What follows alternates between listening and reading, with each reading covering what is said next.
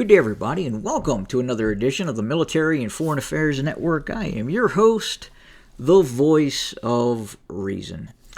In today's episode, I was going to really focus on the ongoing war between Iran, the United States, and Israel. And I think we know where that ultimately is heading. I mean, it's going to go one of two ways. One side is eventually going to quit. Now, I will say that the Iranians are losing fantastically more personnel in this ongoing conflict. Now, how long can they hold on? How long can they continue the conflict with the loss of those kind of personnel, both leadership and then obviously equipment and personnel? How long can the United States continue using precision-guided weapon systems, both air defense systems and precision-guided weapon systems striking ground targets?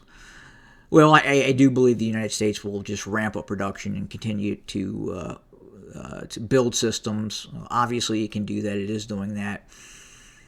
But what we're really seeing in this conflict is it's one-sided in nature. And what do I mean by that? Well, the idea that the U.S. has the ability to terminate large numbers of Iranian leadership personnel, right?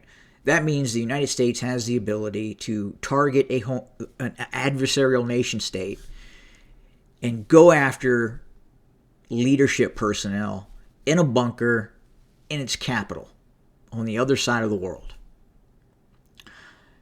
Now, I've also been contemplating the whole concept, and I know this is definitely off from what we were just talking about, right?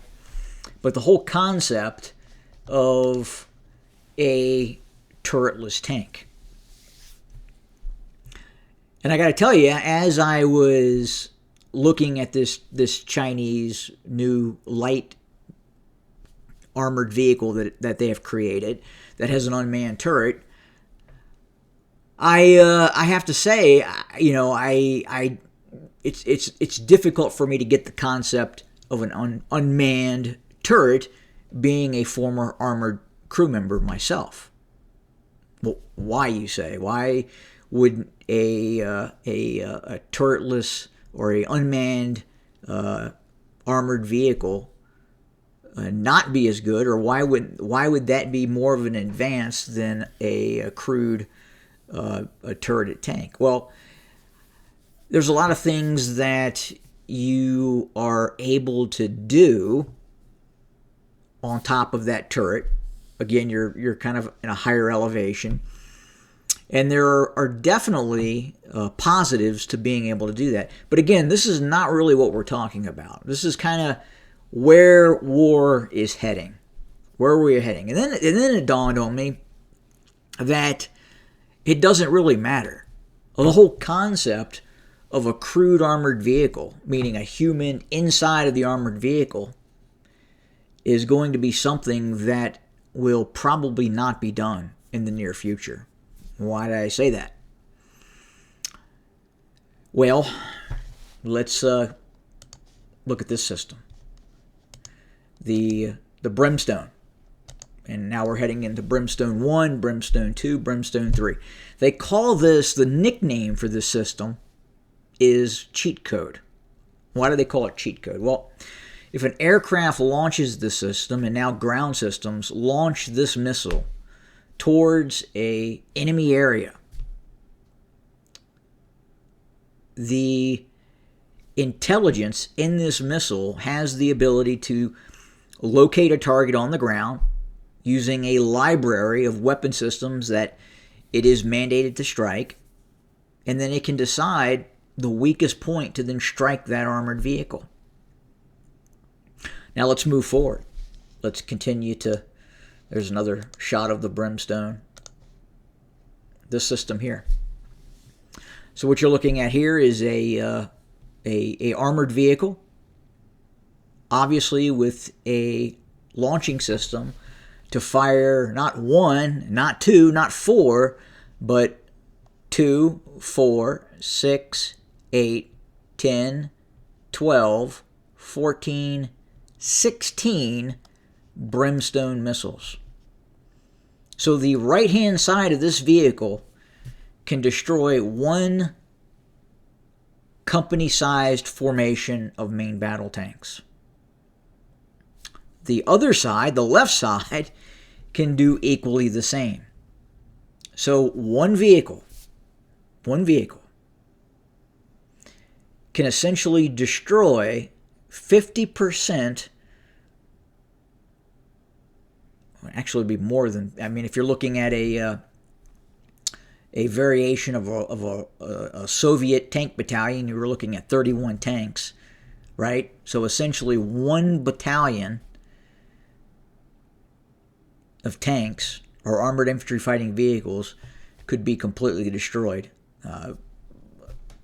Now, Russian battalions are operating in the 40s in terms of main battle tanks and infantry fighting vehicles. So the majority, 70% at least, of the armored fighting vehicles in a battalion would be effectively destroyed by one infantry fighting vehicle.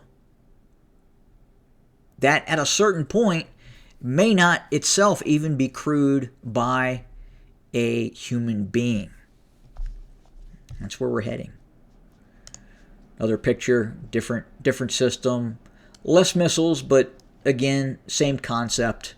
And this is these systems are being fielded, and unfortunately, here's another system here with even more, right? So this is a hypothetical with, I believe these are supposed to be Hellfire missiles. I mean, even if we didn't go with Hellfire, maybe the Hellfires are too big for this system. Maybe we would go with a weapon system like the Griffin, something like that. So look, 1, 2, 3, 4, 5, 6, 7, 8, 9, 10, 11, 12, 13, 14, 15, 16, 17, 18. So 4 cells of 18 missiles, vertically launched missiles. Again, the error of the crew-served weapon system is going by the wayside. I mean, it absolutely is. It absolutely is. And not only that, the evolving nature of war is then going to require adversarial nations to target what? Not just the armored vehicle that you're looking at, the robotic armored vehicle, the artificially intelligent robotic military weapon system, and it's incredibly intelligent missile systems or drone systems that it will be launching. But adversarial nation states are still going to want to go after the human element in the conflict. Adversarial nation states are going to want to inflict damage to the human element of adversarial nation states. It is indicative of a war. And how is that going to be done? Well, it's going to be done with these systems.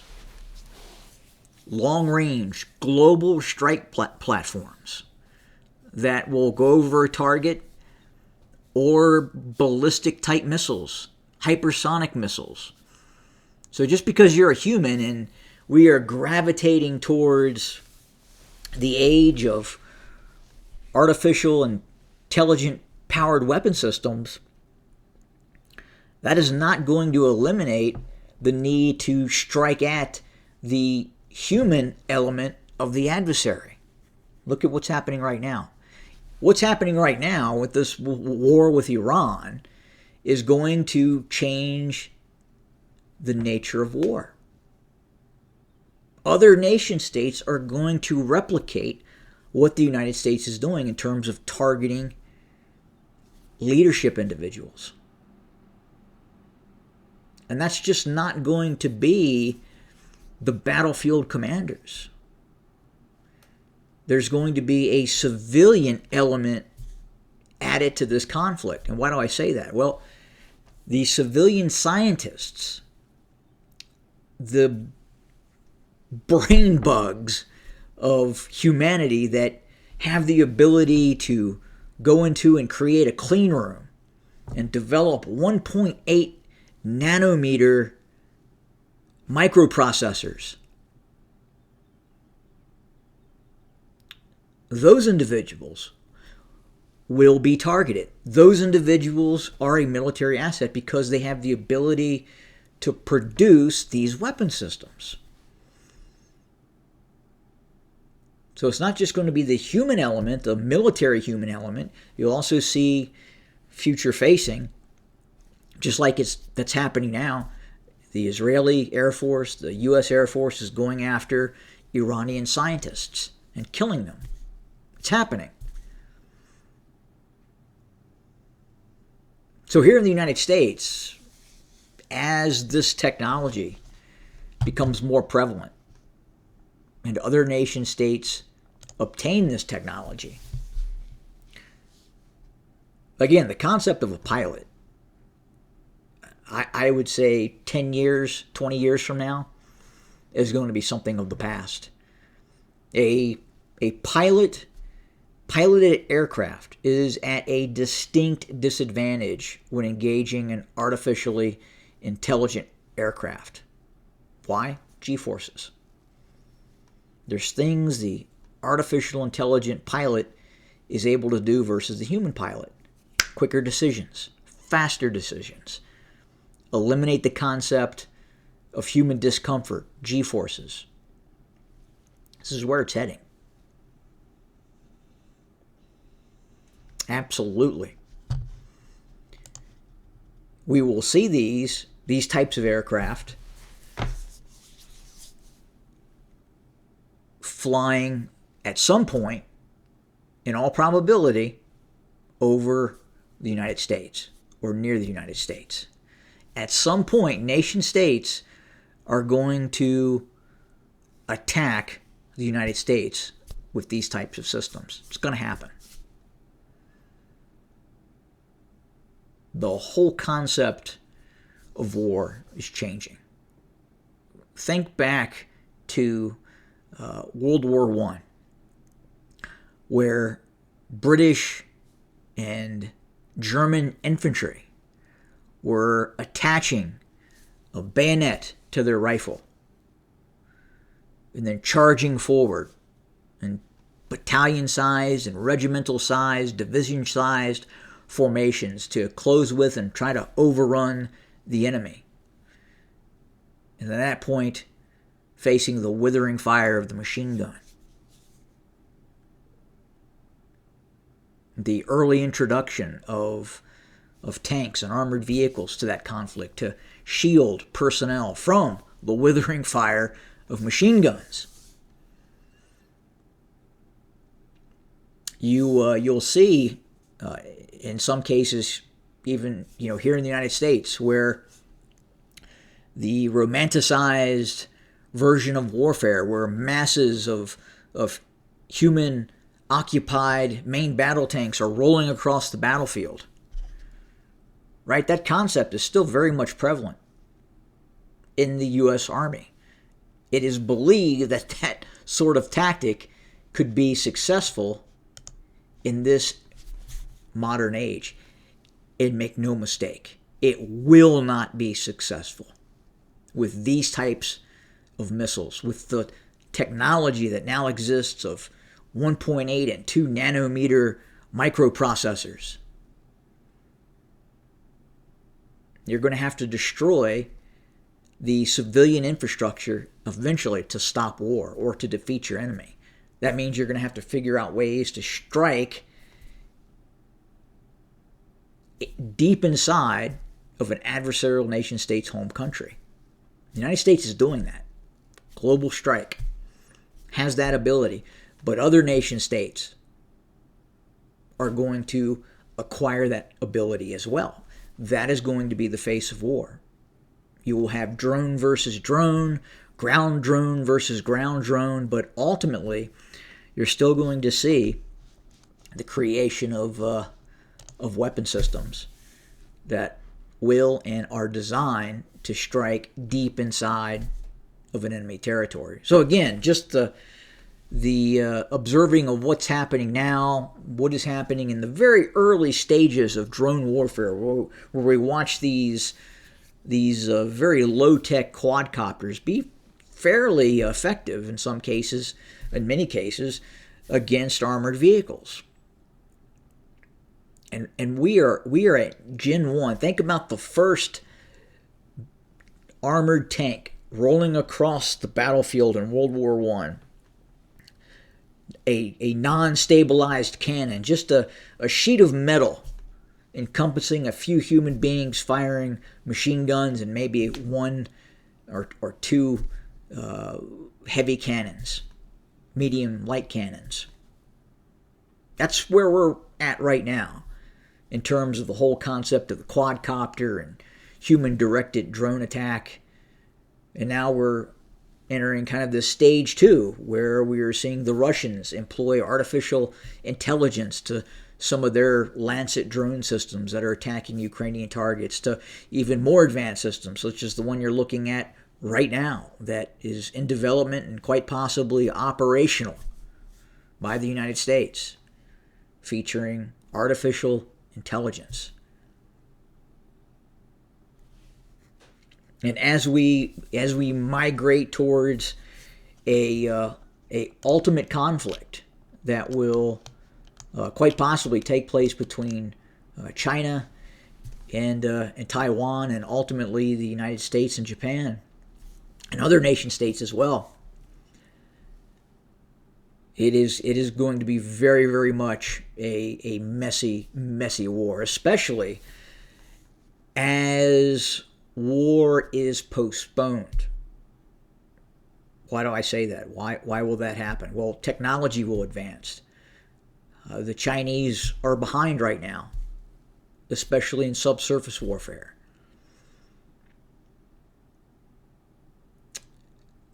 But they're catching up.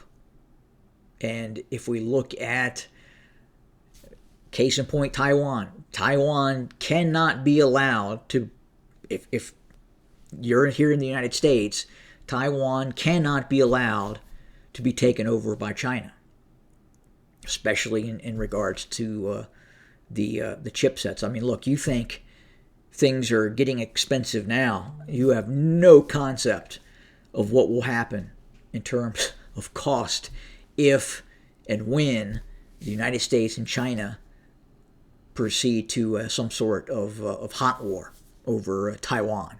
It'll be of unprecedented nature, and in all probability will collapse the global economy. Definitely.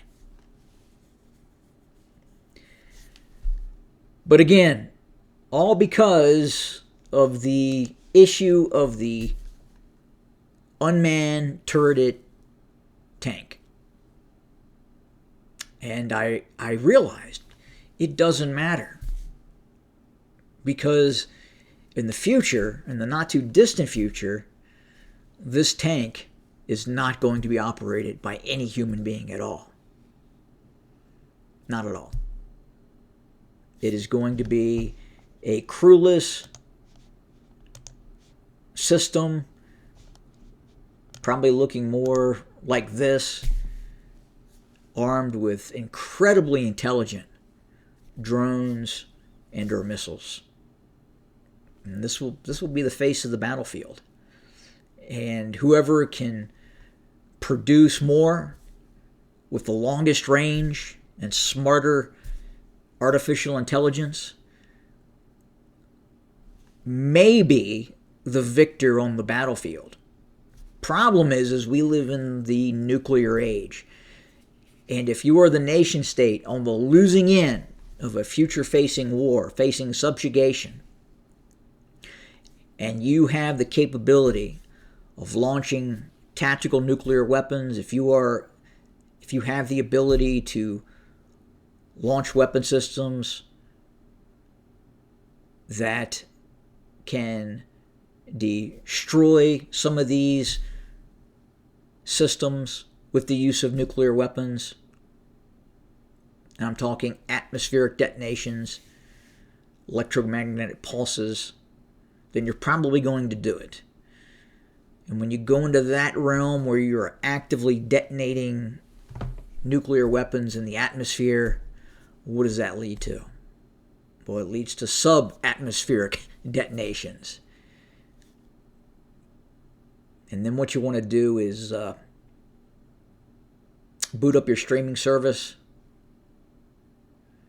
and watch the movie the day after, or better yet, watch the movie Threads. That does it for today. Thank you for joining us. Good day.